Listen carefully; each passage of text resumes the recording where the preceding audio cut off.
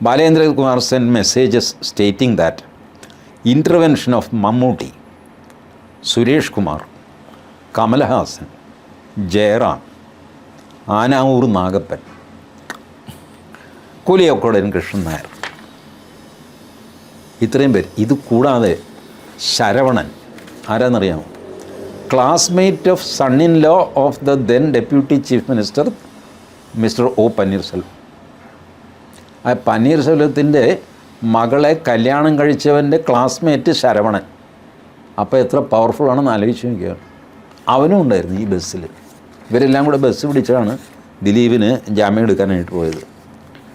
ആനാവൂർ നാഗപ്പനാണ് നേതാവ്.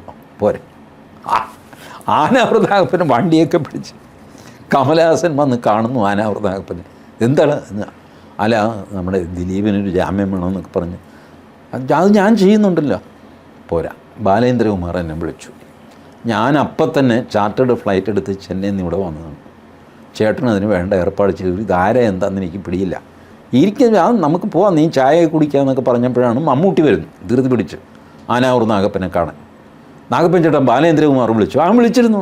ഇരിക്കുന്നത് ഇന്ന മാതിരിയാണ് കാര്യം എന്നൊക്കെ പറഞ്ഞ് എല്ലാവരും കൂടെ കയറി സുരേഷ് കുമാർ, കമലഹാസൻ, നാഗപ്പൻ, കോഴിക്കോട് കൃഷ്ണൻ നായർ, ഇതിനിടയ്ക്ക് ജയറാം, എല്ലാവരും കൂടെ അങ്ങോട്ടാണ്. ബാലേന്ദ്രകുമാർ എന്നെയും വിളിച്ചു. ഞാനും കേട്ടും ഒന്ന് ഒതുങ്ങിയിരി ചേട്ടാ എന്നൊക്കെ പറഞ്ഞിട്ട് ബാലകുമാറും ജയറാമും വണ്ടിയിൽ കയറി. ഇങ്ങനെയാണ് ജാമ്യം കിട്ടിയത്. ജഡ്ജി ചോദിക്കുന്നത് ഈ മനുഷ്യനെ എന്ത് ചെയ്യണം?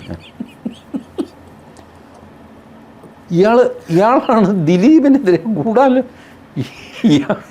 ഇയാളുള്ള മണ്ഡലത്തിലെല്ലാം പറയും. കാരണം പ്രോസിക്യൂഷൻ കേസ് ഉണ്ടായി കൊണ്ടുവന്നത് ഗൂഢാലോചന ഉണ്ട് എന്ന് ആരും അറിയാതിരിക്കാനായിട്ട് പൾസർ സുനിയും ദിലീപും തമ്മിൽ ഫോണിലോ നേരിട്ട് യാതൊരു ബന്ധവുമില്ല. അവർ മിണ്ടുന്നില്ല. മിടുക്കന്മാരാണ്. മിണ്ടുന്നില്ല എന്നുള്ള ഒറ്റ കാര്യം ഗൂഢാലോചനയുടെ തെളിവാണ്. ഇതാണ് പ്രോസിക്യൂഷൻ കൊണ്ടുവന്നത്. ബാലേന്ദ്രകുമാർ പറഞ്ഞത് എന്താണെന്നറിയാമോ? ഈ പൾസർ സുനിയെ ഞാൻ ദിലീപിൻ്റെ വീട്ടിൽ വെച്ച് കണ്ടിട്ടുണ്ട്. അവർ തമ്മിൽ വർത്തമാനം പറയുന്നു, വാക്കേറ്റം നടത്തുന്നു, ഞാനിടയ്ക്ക് സമാധാനിപ്പിക്കുന്നു. പോട്ടെ കഴിഞ്ഞത് കഴിഞ്ഞു, നമ്മളിങ്ങനെ വഴക്കിട്ടിട്ട് കാര്യമില്ലല്ലോ എന്നൊക്കെ പറഞ്ഞ് ഞാൻ അവരെ സമാധാനിപ്പിച്ചു എന്നൊക്കെ പറഞ്ഞ് ഇയാളും മൊഴി കൊടുക്കുന്നു. അപ്പോൾ പ്രോസിക്യൂഷൻ്റെ സ്ഥിതി എന്തായി? ഇങ്ങനെ പ്രോസിക്യൂഷനെ സഹായിക്കാൻ കയറിയ കക്ഷിയാണ്.